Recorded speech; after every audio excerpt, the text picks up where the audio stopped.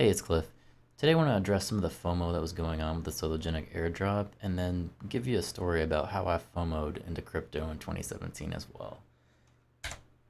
So, if you don't know, there was going to be an airdrop going on with XRP and Solo was going to be delivered to these users. So, for XRP held, you would get 0.13 Solo, but if you had Solo, they would airdrop you 1.54 as a ratio of Solo.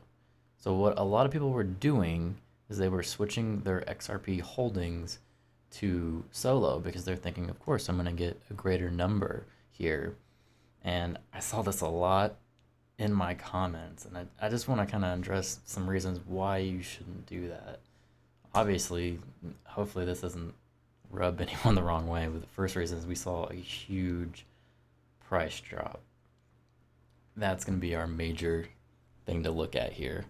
Um, I think new users into crypto, pretty much everybody goes through this. They're going to have some kind of event where they lost a lot of money in crypto. It's just kind of how it goes. And then eventually you learn a little bit more and things hopefully get better for you in your investing. But when we look at this, um, I just want us to look at what Sologenic is. And we can kind of compare it to a gym. Let's say I want to start up a gym and I'm looking for investors. Well, if we compare that gym to how Solo's working right now, it's a gym that has a name. It doesn't really have a building yet, though. There's no clientele and there's really no revenue coming in.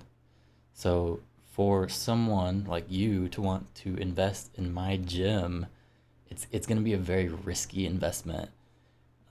There's probably very little return, and to be honest, most would think that they wouldn't want to invest in my thought of a gym.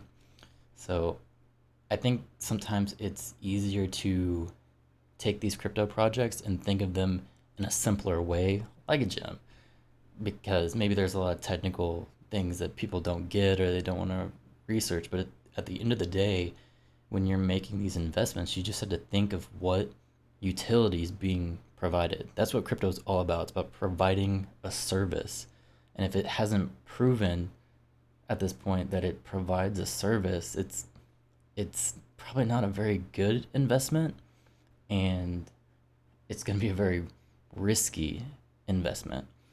Now, we do hear a lot of stories about the one guy who invested in this like far off project and he made a ton of money. But the reality is that does not happen that often. We just hear about it the most because it's so rare. Now, a lot of people might think that I don't like Dave Ramsey because I make videos about him on my channel when he talks about crypto, especially his older videos, and it was just clear that he didn't know anything about crypto. It's not that I don't like Dave Ramsey. I just find those videos funny when people are talking about things they don't understand. But when it comes to things like I'm going to talk about here, he definitely has very good knowledge.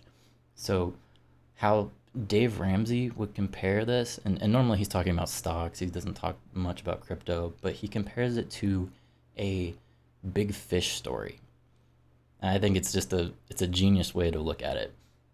Basically, we all know that guy who tells you that he caught the biggest fish you've ever seen and it was just amazing. But what we don't hear is all the times that he went to the lake, caught nothing, got up at 3 in the morning, to go and do this. We just hear about the one time that he's the man and he caught the fish. So when we compare that to crypto, there's a lot of people losing money and we just don't hear about it. So people will FOMO into these projects thinking that they're going to make a ton of money, and it just doesn't happen. Probably more people lose money. Just how it is, really. And I understand it. I don't want to shame anybody if you did that in my comment section, because like I said, I've done it, and most people who get in the crypto space have done this. It's just a lesson that you have to learn. But we need to sit back before we invest in these projects and think about what they offer. And I understand because there's so much money to be made in the crypto space, and you get euphoric with the amount of money that flows in. You just think anything that I touch is gonna be making me money, and in some cases, in a bull market, that's how it is. But these projects, they most of them will not last when the bear market comes around. I would say probably 90% of these projects will go away. So hopefully I didn't offend anyone there. It's not, I'm not trying to offend anyone. Like I said, pretty much anybody who gets into crypto has done this. So it's just important that you learn from it, take a step back and think about what you're investing in. And so just to make it an even playing field here, I'm going to show you a project that I FOMOed into back in 2017. So this here is Fun Token. Yes, I bought this piece of garbage. Basically, the point of it was going to be that casinos were gonna jump on the blockchain train, and they're gonna start using this, and it's gonna be used in games and all of this crazy stuff. This thing was hyped up on Reddit back in 2017, like you would not believe. Like this was the future. And so, as you can see here, we had a nice little peak, and boom, quickly fell off, and it never returned to that peak ever again. Now, I wish I could tell you how much money I lost on this, and I would probably guess it was around 500 to a grand. It wasn't a whole lot of money, but it was definitely a good lesson to learn. But the reason why I can't tell you how much money I lost is because all the transcripts are gone for me purchasing this because I made another mistake by listening to people on Reddit.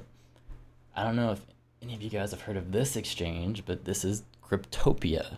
Now, this exchange got hacked and they lost all their funds and everything was liquidated. So clearly I didn't look into their security, and to be honest, I mean, let's be a little fair. Around 2017, a lot of the security of these exchanges wasn't public. There wasn't a lot of information that you could really look into. It was it was a wild west, definitely. Um, but yeah, they lost pretty much everything on here, and I there is a way um, to claim some of the money that you lost back. But when I looked at it, the forms that they used, they wanted you to know like exactly how much money you had in that exchange. I don't remember, man. This is like 2017. Like I can't claim any of this, and to be honest, it wasn't even enough money for me to really be even worried about it. So yeah, definitely I would want people to take a step back and look at the things they're investing in. Do not FOMO and think that you're going to make a bunch of money. Just relax and calm down. And then also, when it comes to the exchanges that you're using, make sure that they have proper security because there's definitely more information about how these exchanges are doing business now. So it's definitely something to look into. And then also, you don't even need to hold your money on an exchange. I definitely suggest using a ledger. So, yeah. Um, let me know what you guys think down in the comments. Um, let me know if there was any tokens that you might have invested in that ended up being garbage tokens.